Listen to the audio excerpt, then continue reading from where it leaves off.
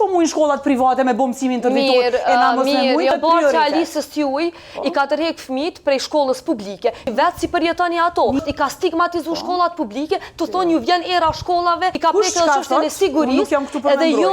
Edhe na e kemi mësu prej gabimeve që i ka bo PSD-ja në Prishtinë atë kohë, na e kemi bo modelin tjetër, i kemi nda shkollat, nuk është numri i madh i nxënësve në ato klasa sepse jo nda, 5-6 kanë shku në shkolla tjera, plus është investu ekstra, po Prishtina ka buxhet më shumë dhe këtë drejt, unë që kërkoj sot është intervenim prej qendrës, buxhet prej qeverisë, dhe kjo ka qenë kërkesa jam gjithmonë, ja kam bërë dhe me shkrim ministrës, po për çita ajo nuk guxon më ardh mu ballafaqu se ka absolutisht investime, jo, me investime. Qysh po mujnë shkollat private me bo mësimin interditor e na mos me mujnë, na mundemi absolutisht, veç kërkohet buxhet dhe prioritet. Alisës t'juj i ka tërhek fëmijët prej shkollës publike. Ju prodhoni politika dhe prodhoni modele të shkollave që shkan me funksionu, në ndërkohë që vetë si përjetoni ato. E kam fjallën për presidentën Osmani, e cila i merë fëmijët edhe i cenon shkollat publike, se shka ka po Vjosa Osmani këtë rast, është i ka stigmatizu shkollat publike, të thonë ju vjen era shkollave,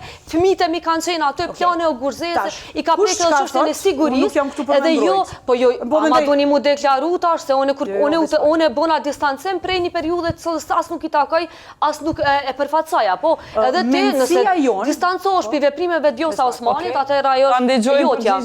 Mendësia jonë du të me qenë ambicioze që na me pasë mësim të rritur në të gjitha shkollat. Që po ndodhen, Vjosa Osmanit ka e fëmijët prej shkollës së që majtë.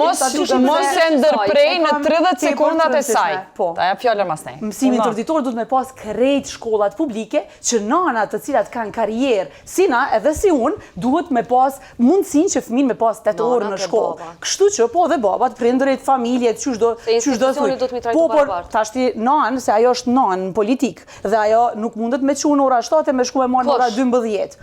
Presidentja, po qëfar nanë, nuk e Vjosa Osmani shembulli nanës në politikë, i ka krejt kushtet, i ka njerë që kanë shku mja marë qikat, mja këty qikat, mja që në albi malë qikat, mas ja ba ashtë, mës e merë Vjosa Osmani si shembullin tipik me peripecit e grave, me peripecit, nuk, jo, jam të thonë diçka tjetër, Vjosa Osmani nuk i përjeton për ditëshmërinë e grave, do me thonë ajo s'ka ndjenja ndaj fëmijëve. O jo s'po foli për ndjenja, për ditëshmërinë, a i qënë ajo fëmijë të shkolla i merë për shkollës, i ka krejt shërbimet, krejt shërbimet që jam ndikojnë. Përjetimet e Vjosa Osmanit duhet me e pyet direkt, atë se kemi këtu. Përjetimet jo, për ditëshmërinë,